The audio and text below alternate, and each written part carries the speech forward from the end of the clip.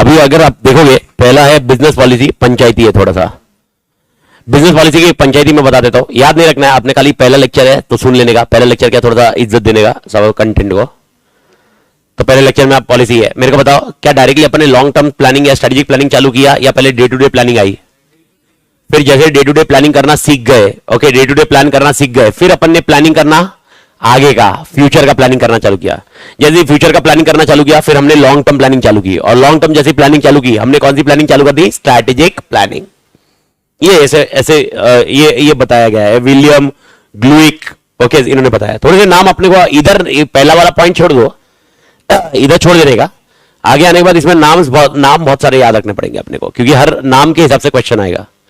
आपको ये आएगा, माइकल पोर्टर क्या बोल रहा है भाई, ग्लूच और लॉरेंस क्या बोलता है भाई।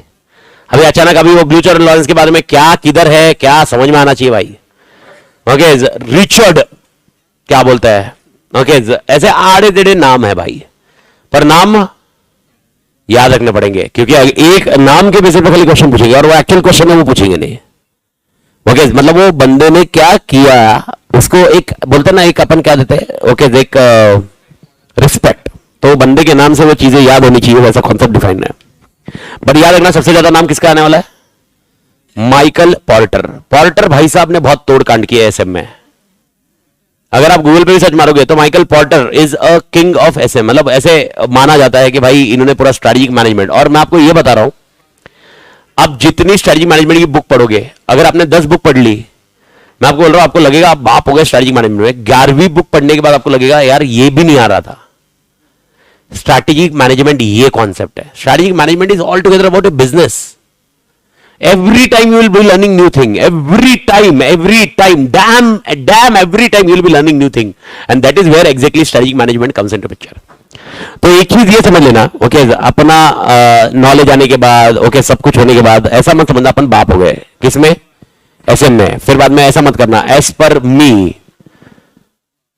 आई have created this point, okay, ऐसा कुछ नहीं है। ओके, तेरे को माल लग रहा होगा तूने ये कुछ सोचा हुआ है, लेकिन ये कहीं ना कहीं किसी ने सोच के रखा हुआ है और किसी ने बुक में लिखा हुआ है।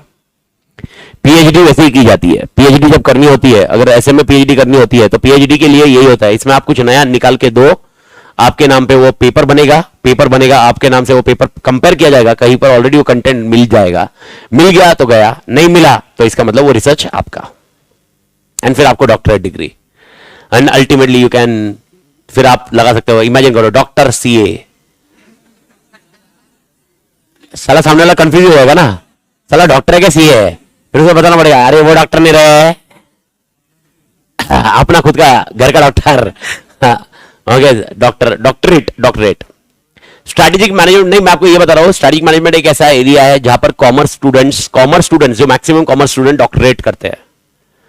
अगर मैक्सिमम, ये एक एरिया और एक इकोनॉमिक्स वाला एरिया, ये दो एरियाज है जहां पर सबसे ज्यादा डॉक्टरेट की डिग्री अक्रॉस इंडिया में गई है। अक्रॉस डॉक्टरेट की डिग्री जो दी जाती है, या डॉक्टरेट डिग्री मतलब क्या है? फेलिसिटेशन, एक काइंड ऑफ फेलिसिटेशन कि भाई यार आपको ये पदवी दी जा रही है क्योंकि आपने ये रिसर्च किया है जो हमें नहीं मालूम था। ऐसा, तो ये दो एरियाज मेन है अपने इंडिया में कॉमर्स फील्ड के। ओके, ये और ये सब मैंने ये सब अपन ने बहुत पंचायती की थी। मैं बोला नहीं कि सीए बनने के बाद मैं थोड़ा मिलिट्री में जाना था, वो थोड़ा था, ये सब आड़े तेड़े आए, तो ये सब उस टाइम पे ये भी सोचा डॉक्टर भी करते हैं, क्योंकि अपने को तो डिग्री करने से मतलब थी। फिर समझ में आ जाने ये एरिया अपने को इकोनॉमिक्स से झेपता नहीं, और स्ट्रैटेजिक मैनेजमेंट की बात थी तो तभी आप मतलब स्ट्रैटेजिक मैनेजमेंट में क्या जितना रिसर्च करे, मेरे को इतना ये कंफर्म मैं आपको बता रहा हूं, तुम रिसर्च तुम्हारे दिमाग में ऐसा लगेगा सर ऐसा भी कर सकते हैं, और उसके बाद आपको मालूम पड़ेगा ये ऑलरेडी किसी और ने सोचा हुआ है, बस सिर्फ उसकी बुक तूने नहीं पढ़ी थी। तो इसमें तू जितने बुक पढ़ने जाएगा तेरे को समझ में आएगा कि अगले टाइम तेरे को नया नॉलेज मिलने वाला है। तो स्ट्रैटेजिक मैनेजमेंट इतना बड़ा एरिया है, इतना बड़ा एरिया है। ओके, फर्स्ट थिंग, सबसे पहले पॉलिसी, तो पहले पॉलिसी में ये बताया हुआ है। दूसरा, एक और एक चीज है, पॉलिसी प्रोसीजर बहुत बार सुना होगा आपने, पॉलिसी प्रोसीजर वर्ड पीपी का फुल फॉर्म। प्रोसीजर मतलब क्या होता है मेरे को बताओ, इधर आओगे रिसिप्ट दिखाने का और फिर एंट्री करने का, ये क्या है? प्रोसीजर। फिर पॉलिसी क्या होती है? रिसिप्ट दिखाने चेक करना चाहिए, वो पॉलिसी होती है? प्रोसीजर होता है, ओरिजिनल लगेगा प्रोसीजर होता है। काका रिसीट चेक करेंगे, प्रोसीजर होता है। आप क्लास के बीच में जाओगे नहीं, प्रोसीजर है ये, प्रोसीजर डॉक्यूमेंट में लिखा होगा। Procedure, procedure. तो मेरा क्वेश्चन है पॉलिसी क्या होती है? फिर प्रोसीजर होते हैं तो प्रोसीजर बनाने के लिए पॉलिसी बोलते हैं। परफेक्ट, प्रोसीजर बनाने के लिए पॉलिसी होती है। पर पॉलिसी क्या होगा? अगर मैं आपको ऐसा कोई डॉक्यूमेंट देता हूं, मैं आपको बोलता हूं ये लो, ओके ये लो भाई, ये पॉलिसी प्रोसीजर लो, ये डॉक्यूमेंट लो, मेरे कंपनी का पॉलिसी प्रोसीजर है, तो मेरे को बताइए ऐसा प्रोसीजर तूने खोला ना तो क्या दिखेगा? ओके ये एंट्री करते वक्त इसने ये करना चाहिए, फिर ये करना चाहिए, फिर ये करना चाहिए। अच्छा कंप्यूटर सिस्टम चालू करेगा तो सबसे पहले ये पासवर्ड डालना चाहिए, फिर उसने पासवर्ड ऐसा करना चाहिए, फिर ये करना चाहिए, फिर जब भी वो कोई सॉफ्टवेयर खोलेगा या जब भी कुछ काम करेगा ये होना चाहिए, फिर जब भी कोई रिसीट चेक करेगा ओके उसने ये चेक करना चाहिए, ये करना चाहिए, ओके फिजिकल रिसीट होनी चाहिए। ये हो गया कौन सा डॉक्यूमेंट? पॉलिसी हो गया। ये कौन सा हो गया? प्रोसीजर। कौन सा हो गया? प्रोसीजर। तो मैं बोल रहा हूं अगर मैं ये दे रहा हूं, मैं बोलता हूं ये पॉलिसी है, तो पॉलिसी के अंदर क्या लिखा होगा? That is my question. Procedure कैसे करना लिखा होगा? नहीं रे, प्रोसीजर रूल्स, रूल्स वही एग्जांपल रूल्स क्या होंगे? स्टेप्स। ठीक है चलो कुछ क्लैरिटी। हस्बैंड वाइफ, अच्छा हस्बैंड वाइफ काम नहीं कर सकते। एचडीसी बैंक वाला, एचडीसी बैंक वाला टारगेट सेट किया होगा इसने भाई ने, ऐसे सोचा भाई एचडीसी बैंक में गए तो टाका नहीं बढ़ाने का, नहीं एक जन की जॉब चली जाएगी। और जॉब जाएगी किसकी? मारिया साले तेरे, जॉब जाएगी किसकी? मैडम की या मेरी? अपनी। वो थोड़ा जॉब छोड़ेंगे तो भाई ऑप्शन नहीं है। ओके क्या बोला? जिसकी पगार कम हो उसने जो सही टारगेट है, ये भी सही है, जिसका पगार कम हो। ओके वो पॉलिसी ठीक है, डन पॉलिसी है, बट लेकिन मेरे को वही चाहिए। ओके मेरे को बताओ रिसीट क्यों चेक किया जा रहा है? अनऑथराइज्ड एक्सेस ना हो, अनऑथराइज्ड एक्सेस ना हो is a policy. Unauthorised access ना हो इज ए पॉलिसी, और ये ना होने के लिए जो करना होगा प्रोसीजर। समझ में कुछ आ रहा है? जे पे मालिक एवरीबॉडी। यानी मेरे बिजनेस ऑब्जेक्टिव को थ्रेट क्या है, मेरे बिजनेस ऑब्जेक्टिव लगेगी किधर, वो पॉलिसी में लिखा होगा। मेरे बिजनेस ऑब्जेक्टिव अचीव करने में लगेगी किधर, वो पॉलिसी में लिखा होगा। मेरे मैनेजमेंट के की फंक्शंस क्या है, ये पॉलिसी में लिखा होगा। मेरे मैनेजमेंट के की फंक्शंस क्या है, ये मैनेजमेंट में लिखा, ये पॉलिसी में लिखा होगा। मेरे बिजनेस की लगेगी किधर, ये पॉलिसी में लिखा होगा। मेरे को अपना बिजनेस ऑब्जेक्टिव कैसे अचीव करना है, ये इसमें लिखा होगा।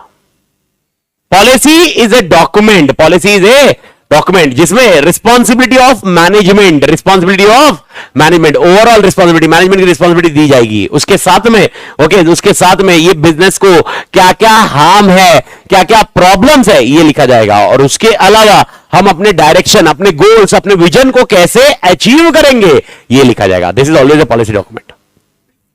ओके ये पॉलिसी डॉक्यूमेंट। सर क्या ये हमें एचएम में जरूरी है? एक पैराग्राफ में दिया हुआ है इसलिए मैंने आपको बताया, बाकी इसकी कोई कहानी को याद रखने की जरूरत नहीं है। आज एक बार पढ़ोगे इसके बाद इसका स्वाहा। ओके स्वाहा, बस नॉलेज पर नॉलेज मिला ना, अभी नॉलेज तो काम आ गया। अभी एटलीस्ट अपने को समझ में आया पॉलिसी प्रोसीजर क्या है। एक चीज याद रख लो, रट लो दिमाग में, मतलब नॉलेज के लिए। और ये नॉलेज इसलिए बोल रहा हूं जब इंटरव्यू के लिए जाओगे तब साला अपनी औकात सही होनी चाहिए। मेरा थियरी पढ़ना और दूसरा भाई ह्यूमन बीइंग रीजनेबली। किसी ने पूछा पॉलिसी प्रोसीजर बता, तो तू बताएगा प्रोसीजर क्या है, काका रिसीट चेक करेंगे, आंसर आना चाहिए तेरे को। काका रिसीट चेक करेंगे, ये होगा प्रोसीजर। रिसीट ओरिजिनल हो चाहिए, ये प्रोसीजर होगा। रिसीट के बाद ही अंदर जाने दिया जाएगा, ये प्रोसीजर होगा। फिर पॉलिसी क्या होगी, ये क्यों किया जा रहा है, ये क्यों किया जा रहा है, अनऑथराइज्ड एक्सेस ना हो, इसके लिए किया जा रहा है। मालिक समझ में आ रहा है एवरीबॉडी? सरप्राइज चेक करना, ये क्या होगा, प्रोसीजर या पॉलिसी? प्रोसीजर। पर ये क्यों किया जा रहा है, रिकंसिलेशंस। समझ में आ रहा है? रिकंसिलेशंस होने चाहिए, that is nothing but policy. लेकिन ये करने के लिए प्रोसीजर। मेरे ख्याल से समझ में आया मालिक? That is your first paragraph. Second paragraph we have already done, okay that is called management. Third paragraph का डेफिनेशन अपने किया है और थर्ड पैराग्राफ पर अपन जाएंगे। बट बिफोर दैट एक बार ये पहला पैराग्राफ रीड मार लीजिए, जस्ट रीड मार लीजिए, क्योंकि दो नाम आपको मिलेंगे, दो नाम का जिक्र रहेगा मालिक, ज्यादा दिमाग पूरी करने की जरूरत नहीं है। ओके सबसे पहले आत्माओं, मेरी सारे आत्माओं, पहला नाम विलियम एफ, जो भी प्रोनाउंस तू देख, क्योंकि इसमें प्रोनाउंसिएशन की दिक्कत आगे, क्योंकि बाहर वाला है, वो भी तो Amit.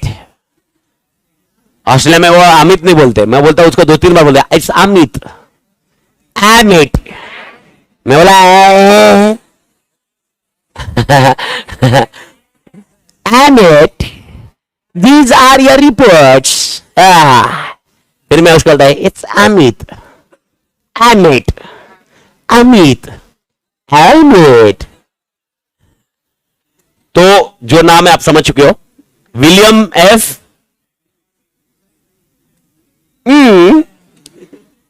evolution of business policy arose from developments in the use of planning techniques by manager.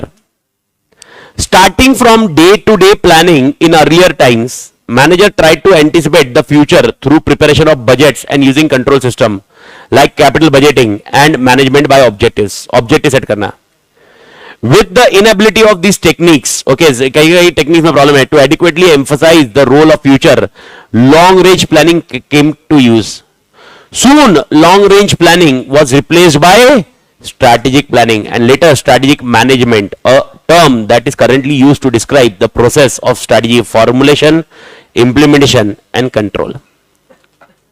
मेरे ख्याल से आपको ये पैराग्राफ समझ में आया। ओके के भाई विलियम भाई साहब ने क्या बताया, विलियम भाई साहब ने इन शॉर्ट मोटा मोटी बोला, क्या पहले दिन पे ही स्ट्रेटेजिक मैनेजमेंट तूने किया? तो सबसे पहले तूने ऑपरेशन चालू किया, ऑपरेशन के बाद कैपिटल बजटिंग किया, कैपिटल बजटिंग के बाद लॉन्ग टर्म प्लानिंग किया, लॉन्ग टर्म प्लानिंग के बाद स्ट्रेटेजिक प्लानिंग किया, और स्ट्रेटेजिक प्लानिंग के बाद स्ट्रेटेजिक मैनेजमेंट आया over a period. Evolution, evolution, evolution की बात करें। इसके बाद ओके और एक है, ये इसका नाम देख लो, क्या नाम है भाई,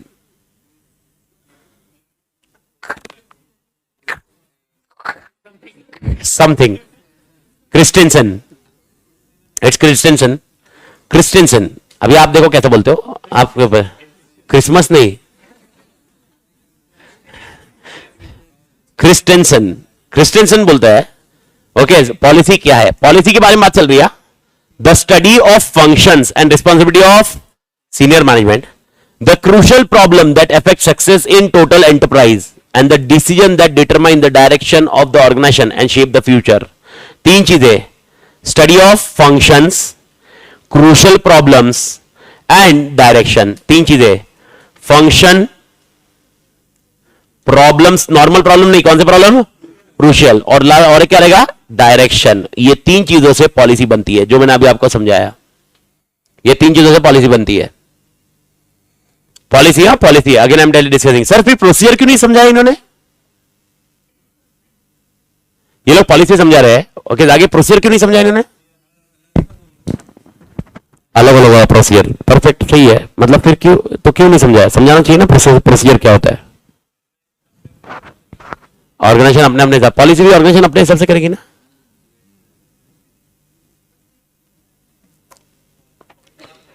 तोड़ो भाई तुम लोग,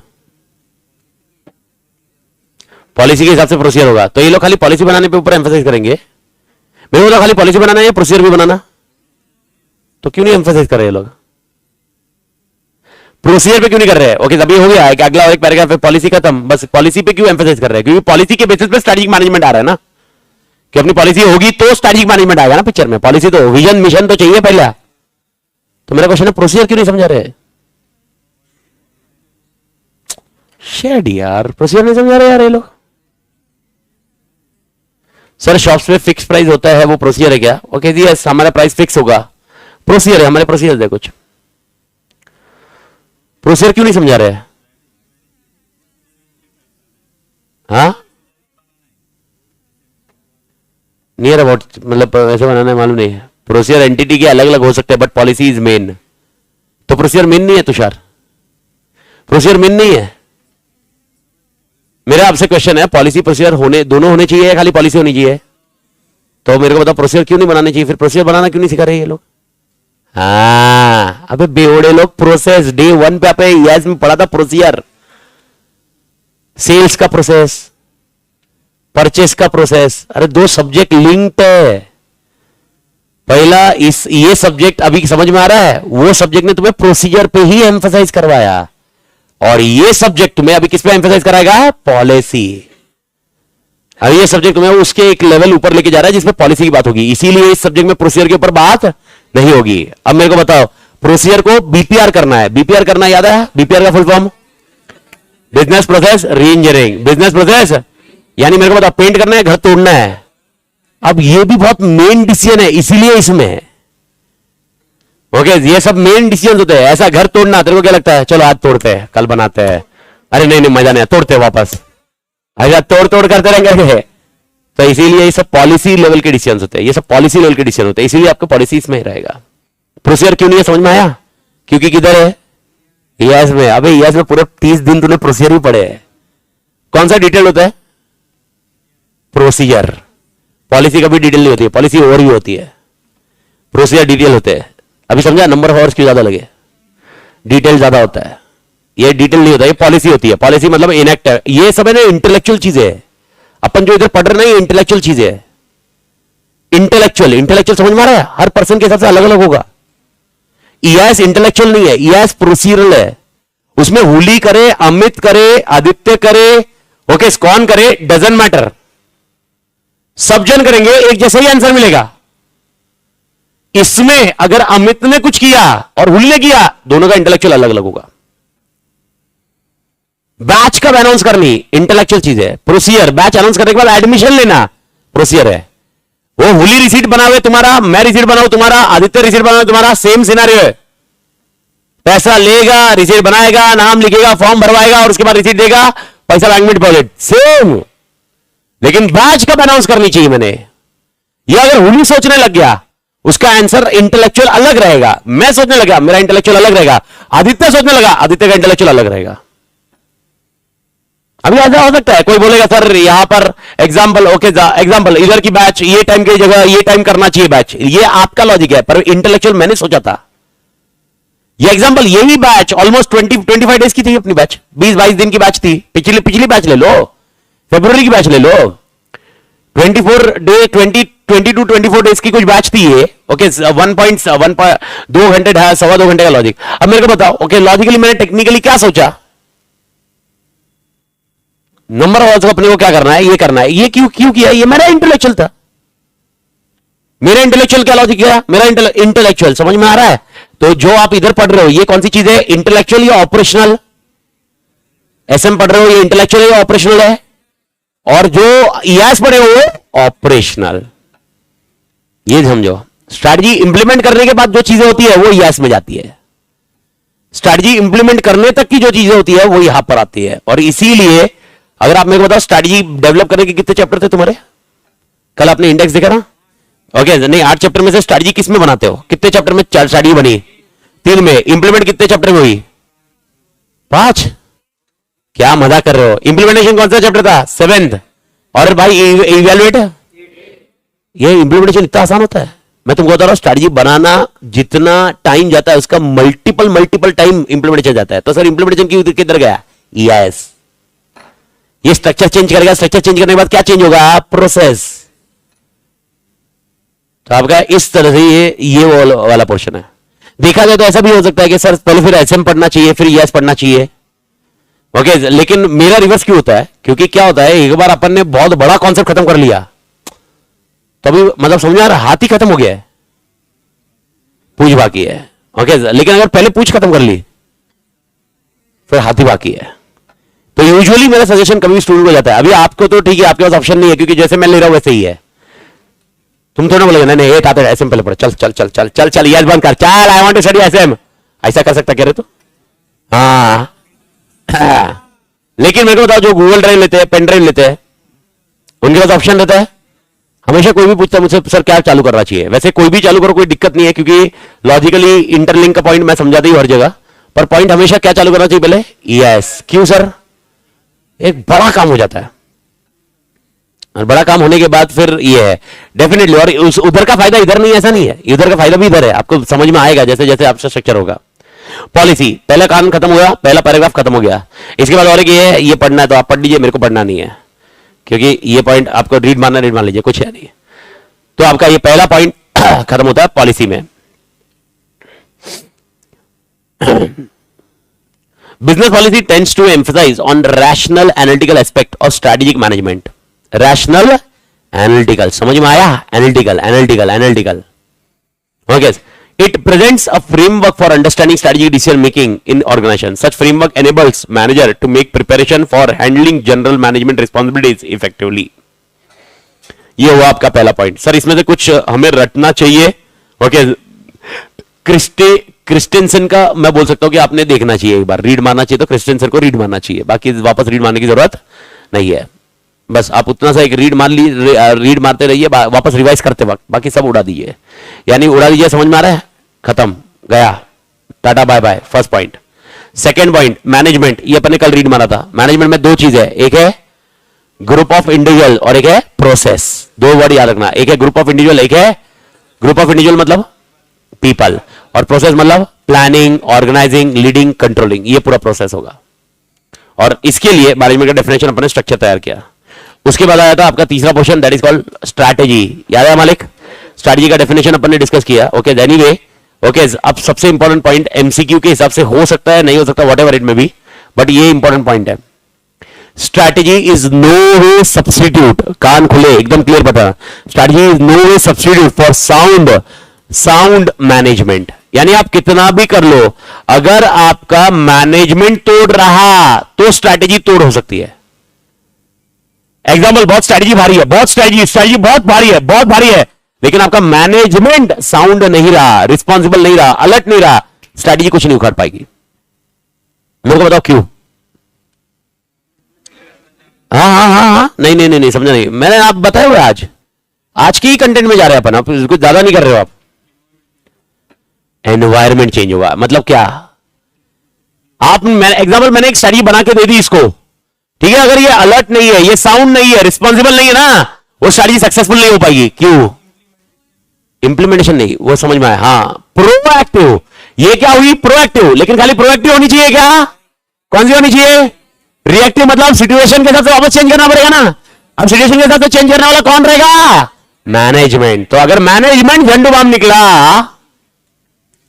समझ में कुछ आ रहा है? इसीलिए दूसरा स्टेटमेंट भी वैलिड समझो. ओके, स्ट्रैटेजी कभी भी फ्लॉलेस होगी क्या? क्यों नहीं होगी फ्लॉलेस? क्योंकि strategy dependent on environment. To environment. कौन सा एनवायरमेंट? इंटरनल एंड कौन सा डायनामिक है? एक्सटर्नल. इंटरनल तो भी कंट्रोल कर सकते हो, एक्सटर्नल कंट्रोल नहीं कर पाते. इसीलिए सेकंड पॉइंट. ओके, याद रखना. Okay, most important element, strategy can never be, ये समझा क्या? Never be. हाँ, नेवर बी. स्ट्रैटेजी कभी भी परफेक्ट नहीं हो सकती. अरे सर क्यों नहीं हो सकती? क्योंकि एनवायरमेंट पे डिपेंडेंट है स्ट्रैटेजी. मेरे को पता, मैंने स्ट्रैटेजी बना दी, अगले साल मां कसम 5 बैच ईएस की लूंगा फेस टू फेस, मां कसम इतना रोकड़ा कमाऊंगा. सब्जेक्ट नहीं जा रहा है, कुछ समझ में आ रहा है? अब मेरे को बताओ, अगर मैं अलर्ट मैनेजमेंट रहा तो मैंने क्या करना है वो आज मैं करूंगा, नहीं तो क्या होगा? मेरे को बताओ, क्या करते रहूंगा मैं अगले साल बैच अनाउंस करते रहूंगा, ओल्ड सिलेबस के स्टूडेंट लेते रहूंगा और मेरा बिजनेस ठप हो जाएगा. गोइंग कंसर्न का डाउट होगा ना मालिक? ये चीज ना होना चाहिए, इसीलिए ये पॉइंट बोलते हैं. और strategy can never be perfect flawless. इसका मतलब क्या है? मेरे को बताओ, उसका मतलब क्या है? ओके, यानी स्ट्रैटेजिक मैनेजमेंट, अगर स्ट्रैटेजी अपन ने बनाई है वो कभी भी परफेक्ट नहीं होती, कभी भी फ्लॉलेस. फ्लॉलेस मतलब विदाउट एरर. एरर मतलब इसका मतलब एरर होंगे या नहीं होंगे? स्ट्रैटेजी में होंगे. ओके, बस एरर कितने कम होंगे depends on your intellectual. Amit पात्र जितना ज्यादा इंटेलेक्चुअल, उसके एरर होने के चांसेस कम रहेंगे. हुली ज्यादा. रीजन सिंपल है, इंटेलेक्चुअल, एनालिटिकल स्किल्स, एंड और एक इसके बाद है ऑप्टिमल. यानी ये बेस्ट स्ट्रैटेजी. आप ऐसा बोल ही नहीं सकते ये बेस्ट स्ट्रैटेजी है इधर के लिए, ये बेस्ट है इधर के लिए, ऐसा बोल ही नहीं सकते. ओके, ये बेस्ट ही है. ओके, परफेक्ट कॉम्बिनेशन बैठते जाएंगे एंड स्ट्रैटेजी उसके हिसाब से डिसाइड हो जाएगी. आत्मा क्लियर है मालिक? कोई भी डाउट?